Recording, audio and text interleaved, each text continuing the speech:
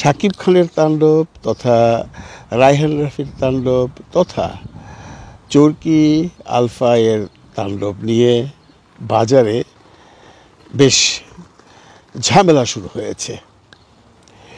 ঝামেলাটা কি আপনারা সবাই জানেন। ঝামেলাটা হলো আফরান নিশো তাণ্ডবে অভিনয় করলে সাকিবিয়ানরা ছবিটাকে বয়কট করবে একটি গ্রুপ বলছে, আরেকটি গ্রুপ বলছে শাকিব খানের এই ছবিতে যদি আফরান নিশো থাকে তাহলে আফরান নিশোকে প্রথমে ক্ষমা চাইতে হবে, নইলে সবাই বয়কট করবে। আরেকটা গ্রুপ বলছে ভাই অভিনয় করছে তো কি হয়েছে, শাকিব খান তো মাফ করে দিছে, আপনারা এত চিল্লান কেন, আপনারা কি অরিজিনাল সাকিবিয়ান? আমি এই ব্যাপারটা নিয়ে একটু কথা বলতে চাই। আমি অনেকগুলো কন্টেন্ট দেখেছি ভাই, অনেক মানে শাকিব খানকে নিয়ে যারা কন্টেন্ট তৈরি করেন তাদের সবার কন্টেন্ট আমি সকাল থেকে দেখে তারপর এখানে এসে বসছি এই কন্টেন্টটা বানাবার জন্য। অনেক অ্যানালাইসিস করেছি, অ্যানালাইসিস করে একটা জায়গায় গিয়েছি যে দেখুন গ্রুপ হলো এখানে তিনটা। একটি গ্রুপ হলো পিওর সাকিবিয়ান, যারা সাকিবিয়ানের জন্য জান দিয়ে দেয়, যারা সাকিবকে নিয়ে দিন রাত আলোচনা করে, যারা সাকিব খান ব্যতীত কারো ছবি নিয়ে কথাই বলে না, এমনকি রিভিউ দেয় না অন্য কোনো ছবির। আর তৃতীয় গ্রুপ হলো সাকিব খানকে নিয়েও কথা বলে, বিভিন্ন ধরনের কথা বলে, বিভিন্ন হিরোদের নিয়ে কথা বলে, বিভিন্ন সিনেমা নিয়ে কথা বলে। এই তিনটি গ্রুপের মধ্যে যে গ্রুপটা সাকিবকে নিয়েই কাজ করে, শুধুমাত্র সাকিবকে নিয়েই কথা বলে, সাকিব ব্যতীত কারো কোনো কন্টেন্ট তৈরি করে না, তারা কিন্তু বলছে তারা এটা কোনো অবস্থাতেই মেনে নেবে না। এবং তারা যেটা বলছে আমি সেখানে সহমত প্রকাশ করছি যে এইটা নিয়ে একটা বিরাট ষড়যন্ত্র চলছে। আমি একটু গভীরে যাই। দেখুন একটি সিনেমায় একটি হিরো যখন কাজ করে তখন সে জানতে চায় বা সে জানতে পারে তার ছবিতে আর কে কে কো আর্টিস্ট আছে, তার সাথে একসাথে স্ক্রিন শেয়ার করতে হবে এমন তো কিন্তু কোনো কথা নেই। আমার ব্যতীতও আমি যেটা শুনেছিলাম সাকিব খান যা করেন স্বভাবতই আজকে কয়েক বছর যাবৎ উনি ছবি থেকে এক ডান্স ডিরেকশন দিবে এবং সেই ডান্স ডিরেকশনের সাথে কে অ্যাসিস্ট করবে এই খবরও সে রাখে, কোন ক্যারেক্টারটা কে করবে এটা সে রাখে। এটা শুধু সাকিব খান না, এটা কিন্তু শাহরুখ খান রাখে, এটা কিন্তু সালমান খানরা রাখেন। তাদের ইশারার বাইরে একটা শহর শিল্পী ছোট্ট একটা ক্যারেক্টার করবার মতো কেউ আসতে পারে না উইদাউট দেয়ার নলেজ। সেম জিনিসটা সাকিব খানও করেন, যেহেতু উনি মেগাস্টার। উনি চাইবেন যে আমার ওই সিকোয়েন্সের পরে যে সিকোয়েন্সটা আছে একজন লোক চুরি করে দৌড় দিয়ে পালিয়ে যাবে, তারপর তাকে লোকজন ধরে পেটাবে, সেই অভিনয়টা কে করছে জানতে চায় তার ছবির স্বার্থে। তো আফরান নিশো নাকি এই সিনেমায় অলরেডি শুটিং করে ফেলেছেন। সাকিব খান যখন ডাবিং করে কলকাতা থেকে আসছিলেন তার ফাঁকে ড্যামরাতে শুটিং করেছেন। সবগুলোই কিন্তু অসমর্থিত খবর বন্ধুরা, যা শুনছি আমরা কোনটা সত্য কোনটা মিথ্যে আমরা কিছুই জানি না। এটা একটা গ্রুপ বলছে বা একটা অসমর্থিত খবরে বলছে সাকিব খানের ছবিতে অলরেডি শুটিং হয়ে গেছে সাকিব খানকে না জানিয়ে। আরেকটি গ্রুপ বলছে সাকিব খান জানতো, আরেকটি গ্রুপ বলছে এটা একটা মিথ্যা কথা, ডাহা মিথ্যা কথা নাই। এটা কিন্তু রায়হান রাফিও বলছে যে না তার ছবিতে সাকিব খান নেই। এখন আসলে চলছেটা কি? কিন্তু যারা অরিজিনাল সাকিবিয়ান, যারা সাকিবের জন্য সেই সেন্সর বোর্ডে গিয়ে দাঁড়িয়ে থাকে, যারা সাকিবের জন্য মধুমিতা হলে ব্যান্ড নিয়ে দাঁড়িয়ে থাকে এবং সেই ব্যান্ড বাজাবার জন্য তাদেরকে যারা ব্যাক থেকে সাহায্য করে, তারাই হলো অরিজিনাল সাকিবিয়ান। আমি কিন্তু অরিজিনাল সাকিবিয়ান নই, আমি সাকিব ভক্ত। আমি কিন্তু অরিজিনাল সাকিবিয়ান নই, এই জন্য বললাম যে আমি কিন্তু সাকিবের জন্য কখনো রাস্তায় নামিনি, আমি কিন্তু সাকিবের কোনো অনুষ্ঠানে কোনো রকম আর্থিক সাহায্য করিনি। কিন্তু যারা করে তারা কিন্তু রিয়েল সাকিবিয়ান, তারা সাকিব খানকে ভালোবাসে। আমি কারোর নাম বলতে চাই না, তবে আমার মনে হয় নামটা বলাই ভালো বন্ধুরা। দেখুন ফারজানা নিউ ইয়র্ক থেকে সাকিব করতে করতে ওর জীবনটা দিয়ে দিল। বাংলাদেশ থেকে ওয়াসিম, শিমুল সাকিবের ছবি বা সাকিবকে নিয়েই আলোচনা করে। তুফান সাহেব সেই সিনেমা হলে গিয়ে লোকজনকে জোগাড় করে এনে এই যে দাঁড়িয়ে থাকা, নিজের শ্রম দেওয়া, নিজের পয়সা দেওয়া, এরাই তো রিয়েল সাকিবিয়ান। এর সাথে আছে বিজয়, এরকম আরও অনেক আছে, শিমুল আছে, তারপরে উজ্জ্বল আছে, লিটনরা আছে। এরা তো রিয়েল সাকিবিয়ান, এরা রিয়েল সাকিবিয়ান। এরা চায় না সাকিবের ছবিতে থাকুক আফরান নিশো। কেন চায় না সেই বিশ্লেষণে গেলাম না। আমরা যদি অতীতের দিকে তাকাই তাহলে শুধু রায়হান রাফিকেও ছাড় দিলে চলবে না, কারণ রায়হান রাফি কিন্তু তখন সাকিব সম্পর্কে কটূক্তি করেছিল, আপনারা তো সেটাও ভুলে গেছেন। রায়হান রাফি কম কথা বলেছেন ওই সুরঙ্গর সময়? কই, তাকে তো আমরা ক্ষমা করে দিয়েছিলাম। আমি কিন্তু বলছি না নিশুকে ক্ষমা করে দিতে, আমি যেটা বলছি যে এখন কি হবে। এই আমি তুফান সাহেবের একটা কন্টেন্ট দেখছিলাম, উনি বলছেন এখন এটা শুটিং করার পর সাকিবকে চাপে ফেলে রাজি করানোর চেষ্টা করা হচ্ছে, পলিটিক্যালি শব্দটা উনি ব্যবহার করেছেন।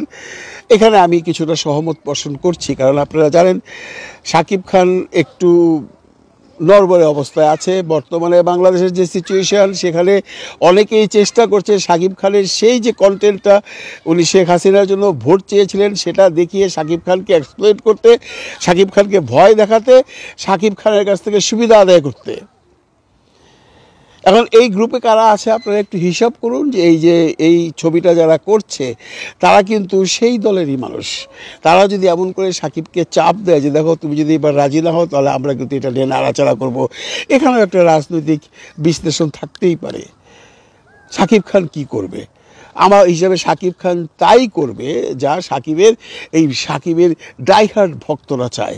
অন্য ভক্তরা কি চায় যায় না। অনেক ভক্তরাই বলছেন, তারাও সাকিবের ভক্ত, সাকিবিয়ান, তারা বলছেন ক্ষমা করে দিন, চলুক ছবি। কেন চলবে ভাই? আমার যুক্তি হলো, কেন আফরান নিশো থাকলে ছবিটা 100 কোটি টাকার ব্যবসা করবে? আসলে দেখা গেলো অন্য পলিটিক্স চলছে, আপনারা যেভাবেই নেন।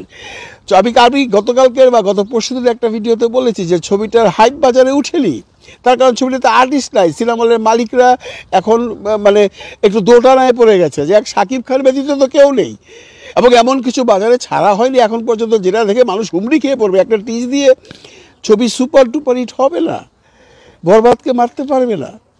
এই কারণেই হয়তোবা আজকে সিয়াম, আফরান নিশো, শরীফুল রাজ এদের কথা উঠছে বা এদেরকে নিয়ে কাজ করতে চাচ্ছে। কিন্তু একটা কথা মনে রাখতে হবে, যদি ছবিটা বাম্পার হয়ে যায় তখন কিন্তু ভাগ বসাবে শরীফুল রাজ, ভাগ বসাবে আফরান নিশো, ভাগ বসাবে সিয়াম। এইটা আপনাদের ভাবতে হবে। তখন আপনি বড়াই করে বলতে পারবেন না যেটা সাকিব খানের ছবি, সাকিব খান করেছে না। তখন নিশোর ভক্তরা বলবে আরে ভাই নিশো ছিল বলেই তো ছবি সুপারহিট হয়েছে। সিয়ামের ভক্তরা বলবে আরে সিয়াম না থাকলে কি এই ছবি এত ব্যবসা করতো। শরীফুল রাজের ওরা বলবে আরে শরীফুল রাজ এখন সুপারস্টার, সাকিবের বলে ওই স্টার, ওর জন্যই মানুষ গেছে। এই একটা হিসাবের ব্যাপার আছে।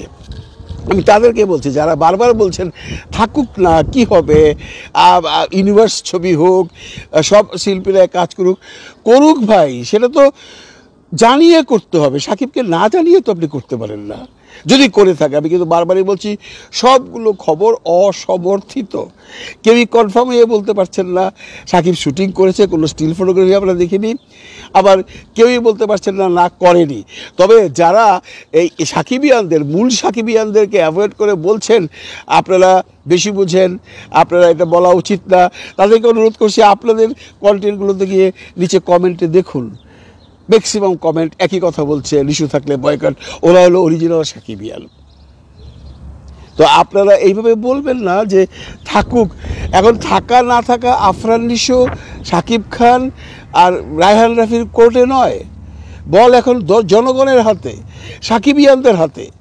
সাকিবিয়ানরা অনেক দুঃখ পেয়েছে, সেই সাকিবিয়ানরা কিন্তু রায়হান রাফিকেও ক্ষমা করে দিয়ে তুফান দেখেছে, কারণ রায়হান রাফির ব্যবহার তখন খুব একটা ভালো ছিল না, আর নিশুর তো ছিলই না। পাবলিকলি ক্ষমা চায়নি বা পাবলিকলি ক্ষমা চাইলেই সব হয়ে যাবে, এটা কিন্তু পরের আলোচনা। এখন যে মূল সমস্যাটা হবে যে সাকিবকে না জানিয়ে কেন এই রায়হান রাফি এই কাজটা করলো।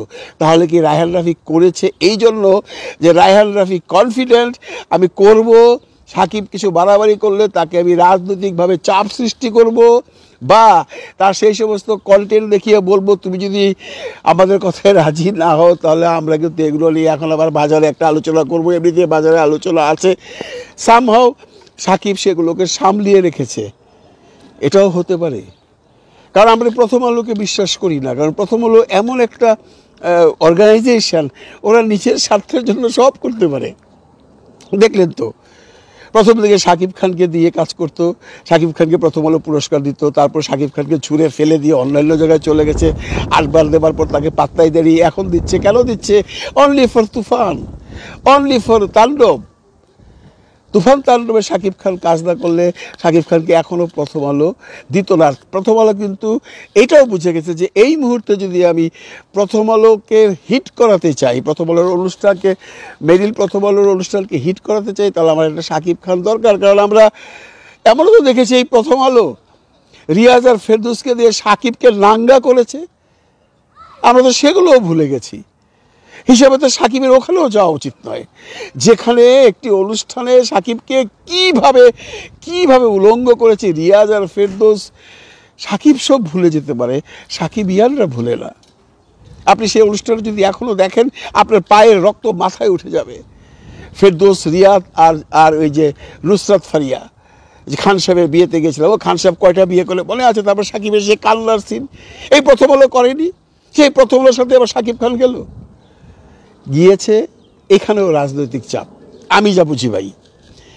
প্রথম আলো ট্র্যাপে ফেলেছে সাকিব খানকে, প্রাইসটা না পারতে দিয়েছে। এই প্রাইসটা না দিলে তাণ্ডবের পাবলিসিটি হবে না। প্রথম আলো তার কাজটি করে নিয়েছে, সবাই যার যার কাজ করে নিচ্ছে। আর আপনারা যারা সাকিবকে নিয়ে কন্টেন্ট তৈরি করেন বা অন্যদের নিয়েও কন্টেন্ট তৈরি করেন, তারা বলছেন ভাই সব ভুলে যান। কাহাতক ভুলবে সাকিবিয়ানরা? কতটুকু ভুলবে? নিশ্চয় সেই কথাগুলো এখন আপনাদের কানে বাজে না? নিশ্চয়ই এই জন্য সরি বলেছে একবারও, এমন করে সরি বলেনি। আমি ভাই একজন সাকিব ভক্ত হিসাবে আমি সেই সাকিবিয়ানদের দলে আছি, যারা সাকিবকে রিয়েল ভালোবাসে, যারা সাকিবের জন্য মাঠে ঘাটে প্রান্তরে ছুটে বেড়ায়। তাদের অধিকার আছে কথা বলবার, আবার আপনার সেই কোনো অধিকার নেই। আমরা স্বার্থপর ইউটিউবার, আমরা আজকে সাকিবকে নিয়ে বেড়াই, কালকে অমুককে নিয়ে। আপনারা যারা বলেন, আপনারা সবাইকে নিয়ে ভিডিও বানান, আপনারা সবার কথা বলেন, অসুবিধা নেই। কিন্তু এখানে সাকিবিয়ানদের ঘরে এসে তাদেরকে অ্যাডভাইস দিতে আসবেন না। আমার মনে হয় এতে করে আপনার কোনো একটা লাভ হবে না। আমি আবারও রিপিট করে বলছি, আপনাদের চ্যানেলগুলোতে যে কন্টেন্টগুলো করেছেন, আমি কারণ নাম বলছি না, গিয়ে দেখেন কমেন্ট সেকশনে সবাই বলছে আমরা এটা চাই না। আর কেউ চাই না বললে আপনারা আবার বলছেন এ রিয়েল সাকিবিয়ান না, এরাই রিয়েল সাকিবিয়ান। ভালো থাকবেন সবাই, ভালো লাগবেন সবাইকে। খুদা হাফেজ।